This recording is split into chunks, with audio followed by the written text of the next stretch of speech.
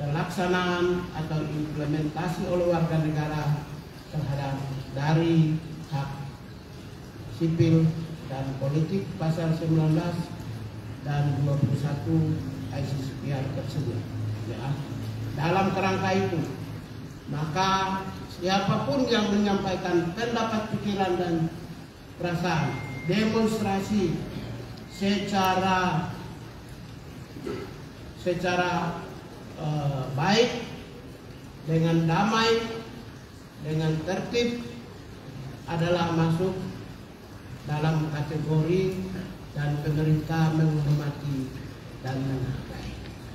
Itu posisi pemerintah.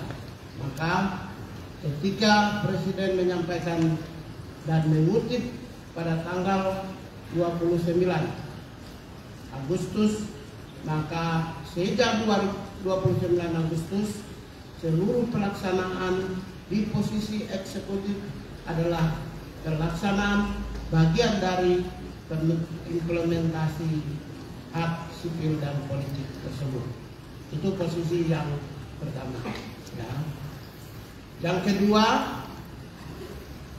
terkait dengan aspek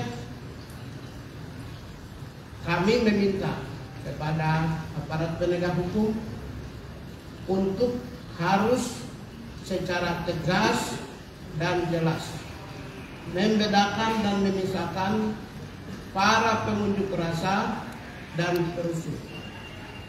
Itu harus tegas. Mana yang masuk kategori pengunjuk rasa dan mana yang masuk kategori perusuh. Pembedaan ini penting karena hari ini kami mendapatkan informasi bahwa beberapa para demonstran maupun juga mereka yang perusuh sedang diamankan di institusi kepolisian.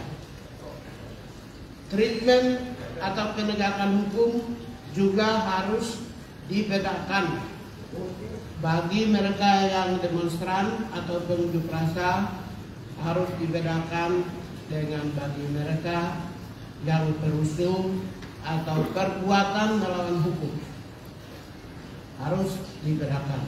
Itu yang posisi yang kedua. Ya. Posisi yang ketiga terkait dengan mereka yang ditahan, terkait dengan penanganan tugas kepolisian, khususnya yang dihadapi oleh beberapa kampus di Indonesia, khususnya seperti Jawa Barat. Kementerian HAM mendapat beberapa informasi dan beberapa versi. Oleh karena itu Kementerian HAM akan cek di lapangan apakah benar bahwa penegak hukum memasuki wilayah kampus dan menjadi bagian dari domain kebebasan akademik, karena Presiden Republik Indonesia berdasarkan Akta Cita menempatkan kebebasan akademik sebagai posisi adiluhung dalam kebijakan pemerintah. Andaikan benar dipastikan bahwa ada aparat penegak hukum memasuki wilayah kampus, maka kami meminta institusi penegak hukum untuk memberikan atau melakukan proses hukum terhadap mereka yang melakukan pelanggaran. Itu yang ketiga. Yang terakhir, yang keempat adalah terkait dengan pernyataan dari guru